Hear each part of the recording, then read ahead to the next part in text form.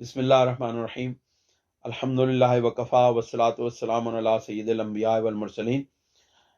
یہ مکتوب شریف حضرت امام ربانی رضی اللہ تعالیٰ عنہ کے مکتوبات میں دفتر اول کا مکتوب نمبر 140 ہے، جو حضرت ملا محمد معصوم قابلی رحمۃ اللہ علیہ کی طرف لکھا گیا، اور اس میں جو دنیا کے اندر جو رنج و محنت ہے، جو تکلیف ہے، وہ لوازمات محبت میں شمار کی جاتی ہے۔ اس کے متعلق آپ نے ارشادات فرمائے ہیں۔ آپ فرماتے ہیں محبت آثارہ رنج و محنت از لوازم محبت است۔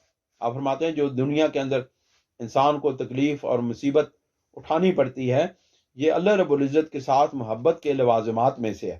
یعنی جو لوگ اللہ رب العزت کے ساتھ یا رسول کریم صلی اللہ علیہ وسلم کے ساتھ محبت کا دعویٰ کرتے ہیں، پھر ان کو وہ جو تکلیفات میں مبتلا کیا جاتا ہے، تو اللہ رب العزت کی طرف سے یہ اس کے لوازمات محبت میں شمار کیا جاتا ہے۔ اختیار فقرارہ درد و غم لابد است۔ آپ فرماتے ہیں کہ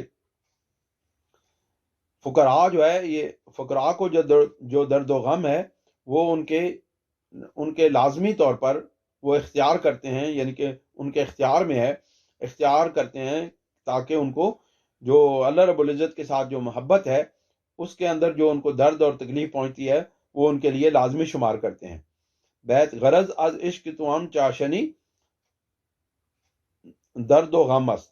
آپ فرماتے ہیں کہ عشق کے اندر جو درد و غم ہے، اس کی جو چاشنی ہے، وہ عشق الہی کی غرض و غایت ہے، ورنہ زیر فلک اسباب تنعم چے کم است۔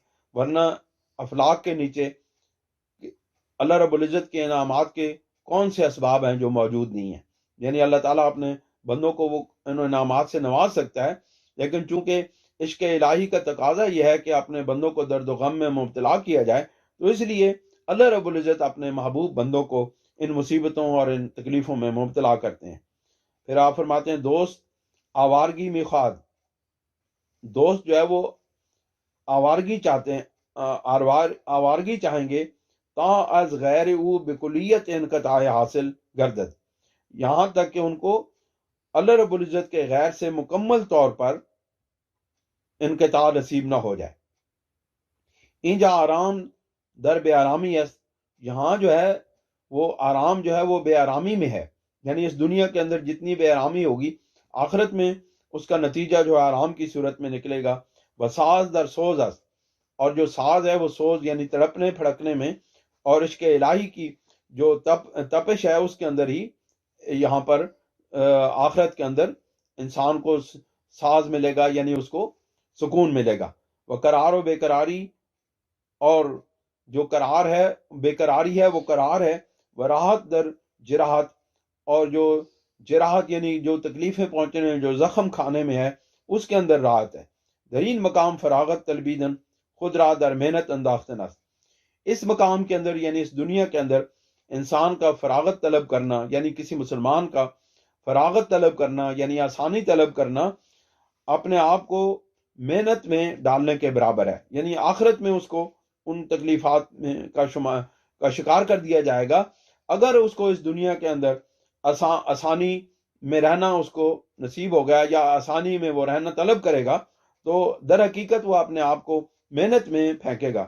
تمام خود را محبوب باعث سپرد، اپنے آپ کو مکمل طور پر اپنے محبوب کے سپرد کر دیا جانا چاہیے۔